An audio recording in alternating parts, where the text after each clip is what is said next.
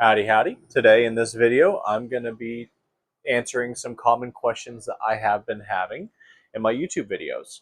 I have put together about 5 questions that I keep getting asked in the video, and although I have been answering them in the comments, I figured they've been asked enough that it was worth doing a dedicated video. So to start things off, I'm going to bring you to my computer to go through several of the questions. The first question, and definitely the question I have gotten the most. In fact, I would say almost every video I have posted since implementing it has asked this question, and that is, where do you get your shelving system?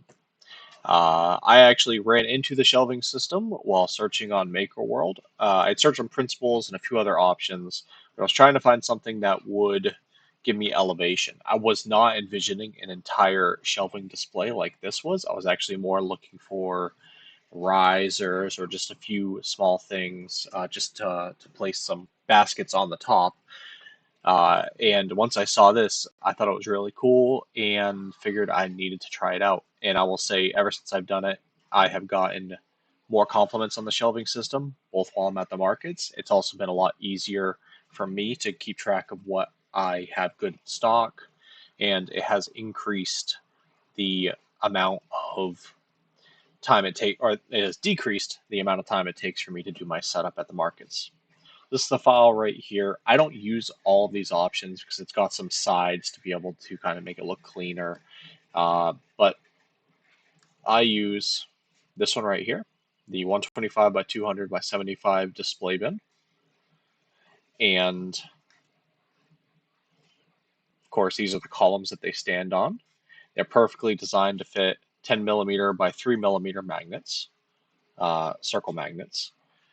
And the sign holder right here, you print that. I do tend to print this here and just have the supports go. I have found that that is the easier way to be able to handle it. And then from here, you just take the individual cards and add your text for what you're looking for, and just put it right on there. I print that in black and it's able to slide right in. And yeah, I've debated upon doing these wider bins for a few things, but as of right now, I haven't moved to that route. I may do it maybe for some bigger stuff, but for now, I'm not going to. Now, you'll also notice that I do have some bins that have the dividers. So on MakerWorld, they actually have someone had created a version that has the dividers right here. I use the mid-wall divider. That's allowed me for my minis to be able to separate it out. So yeah, that's what I do. I think it's worth it. It was about 7 rolls of PETG to be able to print it, and about 500 magnets, and about 3 things of Gorilla Glue to be able to glue all the magnets. But it was worth it. It was frustrating at times, but definitely worth it. The second question that I get asked the most is, where do you find your models? Or what designers do you use? And primarily, I use 2 designers for my models, especially for the articulated ones that I use. Now, there are a couple other designers that I do use. Well, there's really another designer that I do use, but that's really just for a couple models. Um, I use Cinderwing 3D. Uh, that is for the dragons, a lot of the minis. She recently started creating a lot of different minis that I really do like, as well as several of these dragons, the unicorns, the Highland cows. There's a lot of options that she has available. It's only $10 a month. The cowboy frogs have been a big hit for me. So I get a lot of variety by going with her.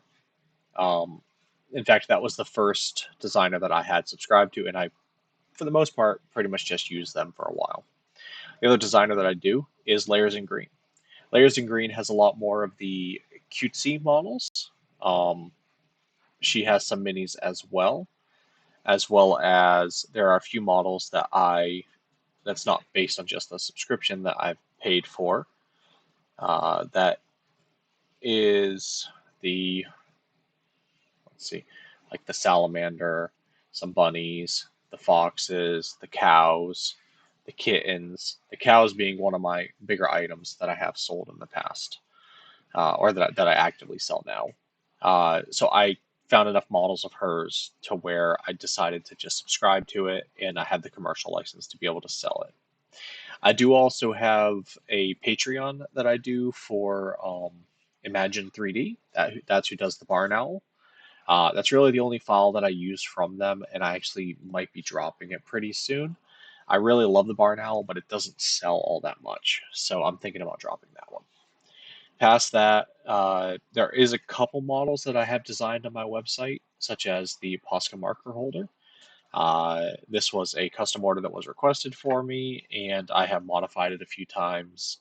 Uh, it actually sells pretty good online. Festivals, no one really goes for it because they're more looking for the animals and the creatures and the toys.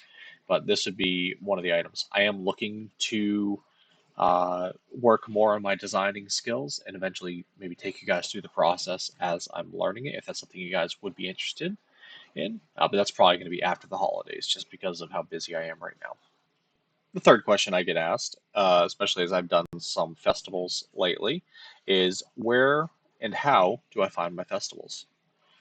I use festivalnet.com for the most part. That's how I found almost all of my festivals. A few of them I have found on, say, Facebook, but I am based out of South Carolina, zip code 29710. And it's pretty straightforward. I always search up to 50 miles because I'm fine with traveling up to about an hour. And from there, I will just select the month. Normally, I do tend to search about 2 months in advance just because they do fill up, especially during this holiday season.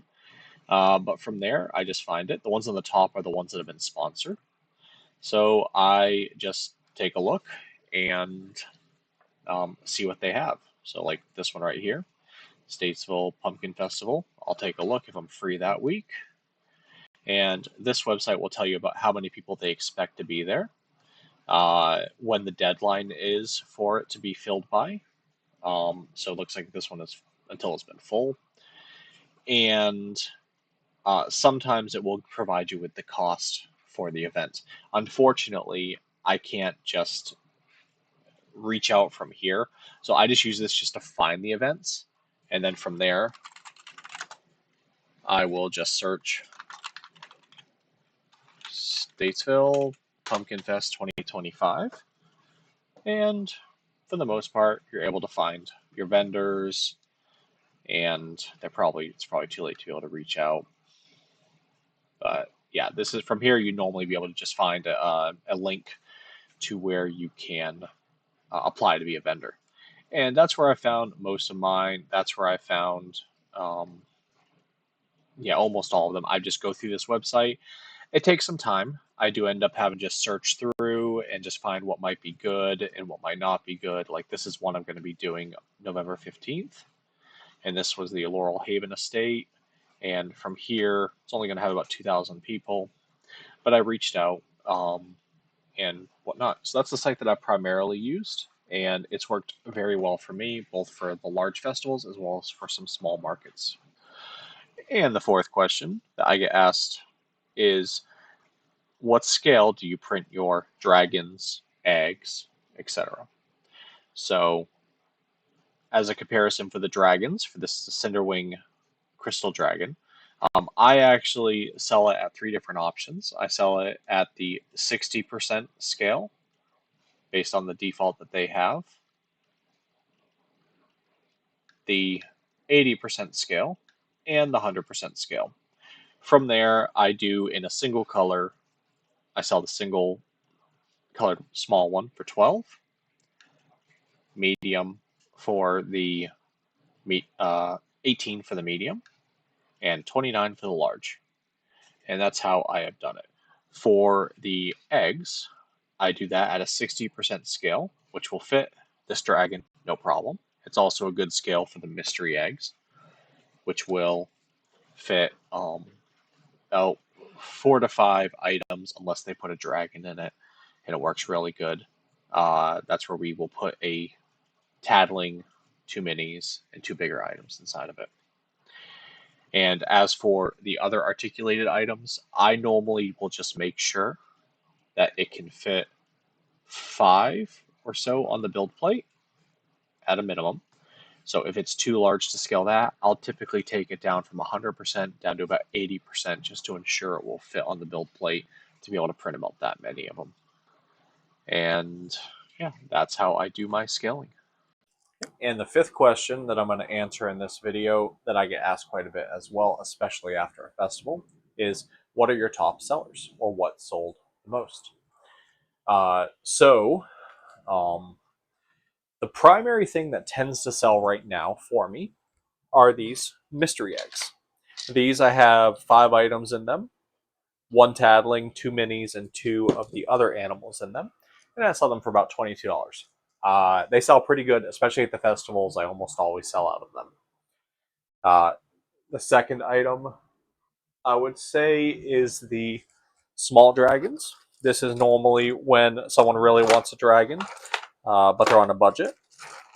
I try to print at least 1 or 2 bins of these in a variety of different colors and whatnot.